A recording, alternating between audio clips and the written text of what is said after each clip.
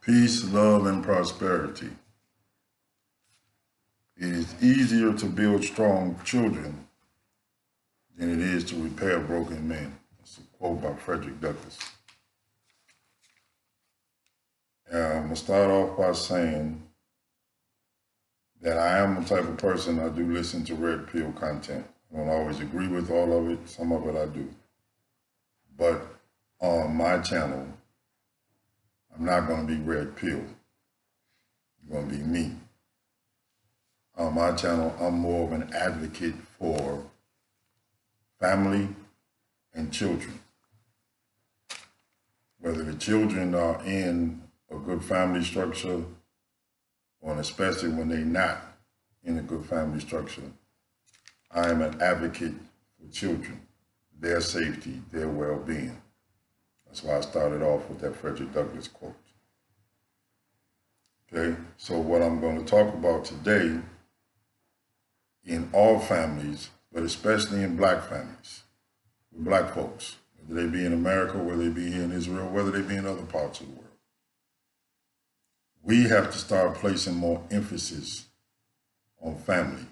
I'm going to say something now that you're going to hear me say probably 100 times. When it comes to black families, when it comes to families, period, but especially when it comes to black families. The most revolutionary thing you can do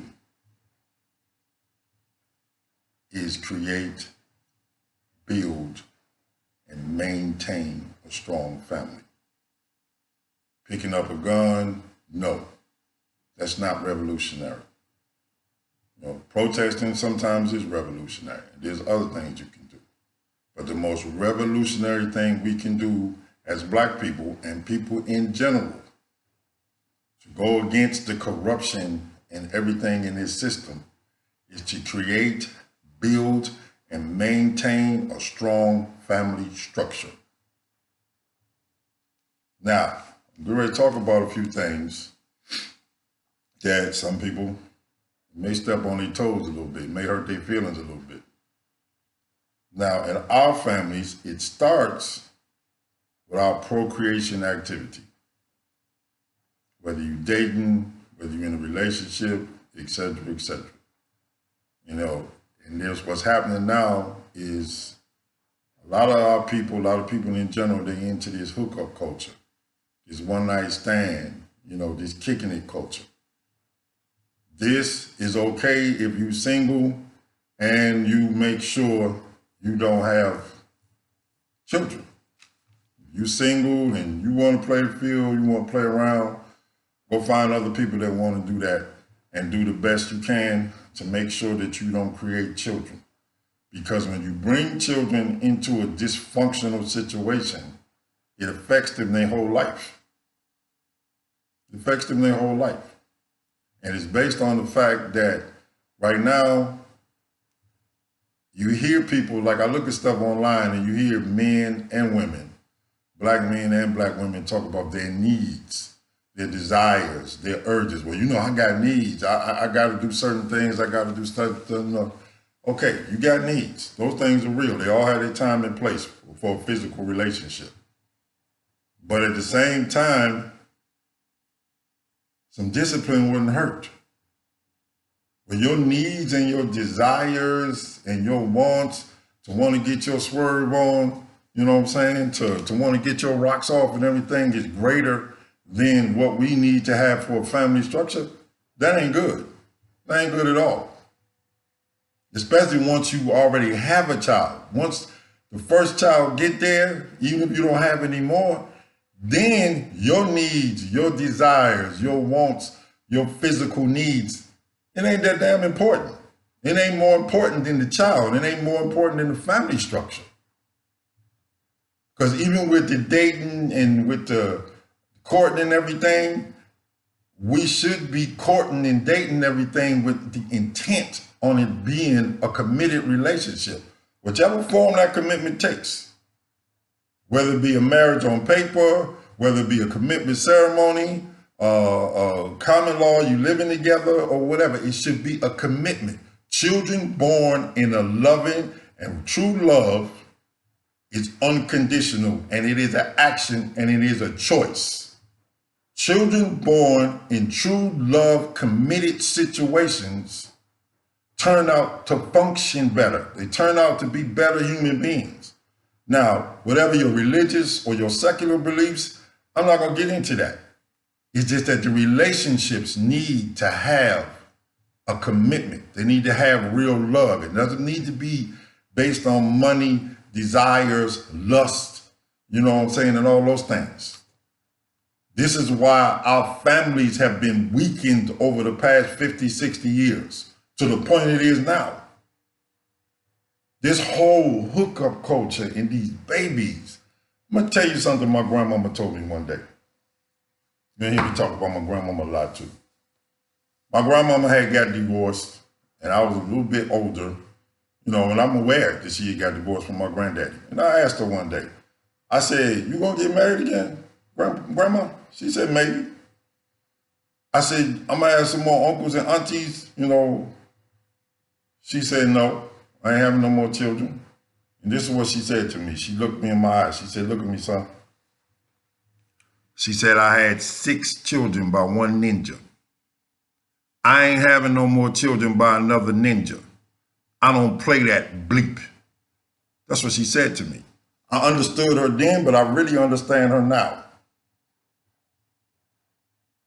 Dudes, ladies, brothers, sisters, understand me real good. I ain't trying to judge you, but you gotta have some more discipline. And if you ain't got no discipline, you gotta use some contraceptives.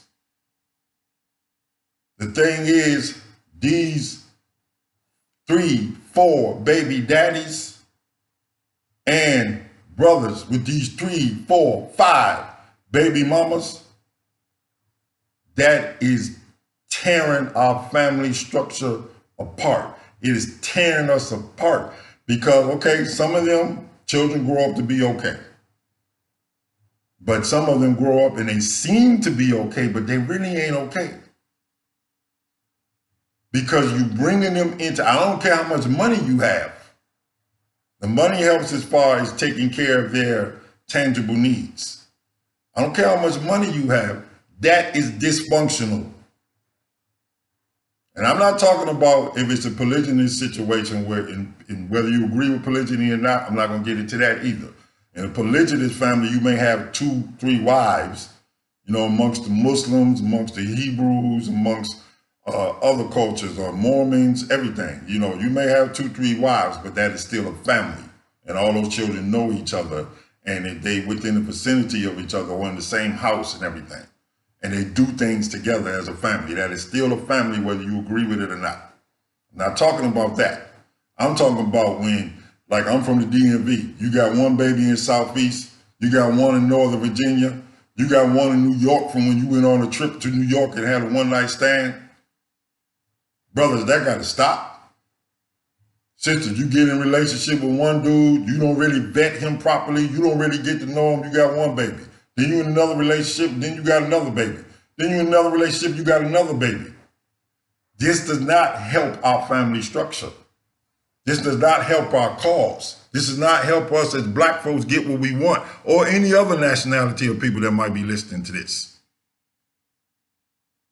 For black people especially, again, the most revolutionary thing you can do is create, build, and maintain a functional, strong family structure.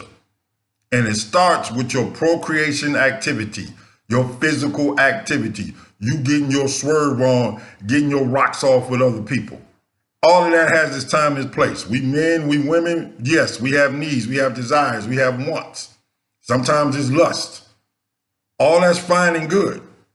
But first, have some discipline. And then if you can't have some discipline, use some contraceptives. We keep creating all these babies in these situations and it ain't good. It ain't good at all. Ladies, your womb is precious. Dudes, your seed is precious. You don't just spread your seed all over the place. Now, I don't want to go beyond into too much time and tell you the spiritual and physical effects that it has on your mind and your body when you keep just exchanging energy and you keep exchanging physical intimacy with so many different people. It messes you up. It messes you up psychologically, and it may sound unfair, but it's even more so for the ladies. Your womb is precious. You ain't supposed to be just giving your womb and your body to just anybody. Brothers, you ain't supposed to just be giving your seed, spreading your seed all over the place. And you know you ain't gonna take care of that seed. And I'm not talking about just money. I'm talking about just across the board.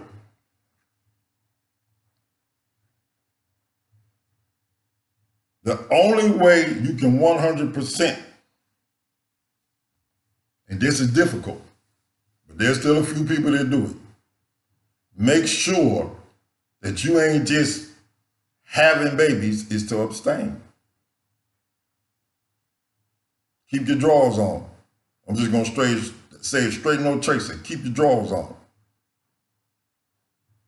I'm going to get into other parts of this at another time, but I don't want to make any of my videos long. I want to start right there. Our family structure starts with having some order and some discipline, right time and right place for our needs and desires, for us getting our swerve on, for us getting our rocks off.